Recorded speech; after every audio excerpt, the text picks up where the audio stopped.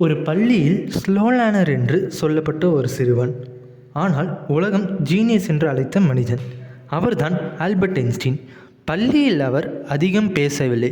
Teachers கூட sometimes doubt பண்ணினார்கள். ஆனால் அவர் மைண்டில் இருந்தது ஒரு விஷயம்: ஒய், ஏன் வானம் நீளம், ஏன் ஒளி வேகம் கான்ஸ்டண்ட்டாக இருக்குது, ஏன் கிராவிட்டி வேலை செய்கிறது. அவரின் க்யூரியாசிட்டி தான் அவரை ஆர்டினரியிலிருந்து எக்ஸ்ட்ராடினரி ஆக்கியது. 1905 அவர் வெளியிட்ட தியரி உலகத்தையே ஷேக் பண்ணியது. Theory of relativity.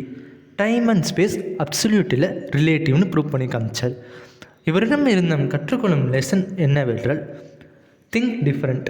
ஒரு விஷயத்தை பல கோணங்களில் யோசியுங்கள். ஐன்ஸ்டீன் ப்ரூவ் பண்ணினார், மார்க்ஸ் மட்டும் இன்டெலிஜென்ஸ் மெஷர் செய்யாது, க்யூரியாசிட்டி தான் ரியல் இன்டெலிஜென்ஸ்னு.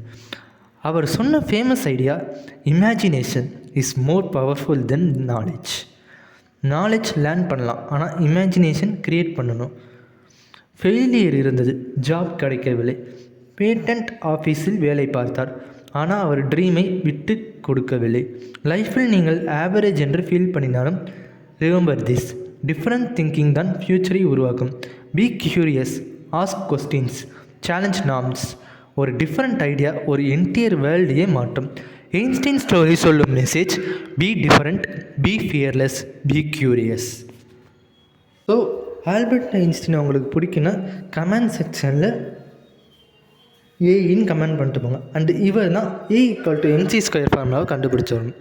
அண்ட் நீங்கள் நம்ம சேனலுக்கு புதுசாக இருந்தால் மறக்காமல் நம்ம சேனலை லைக் பண்ணுங்கள், ஷேர் பண்ணுங்கள், சப்ஸ்கிரைப் பண்ணிக்கோங்க. ஸோ நெக்ஸ்ட் வீடியோவில் பார்க்கலாம். அதுக்கு முன்னாடி இந்த வீடியோ உங்கள் ஃப்ரெண்ட்ஸ் அண்ட் ஃபேமிலிக்கும் ஷேர் பண்ணுங்கள். ஸோ தேங்க்ஸ் ஃபார் வாட்சிங்.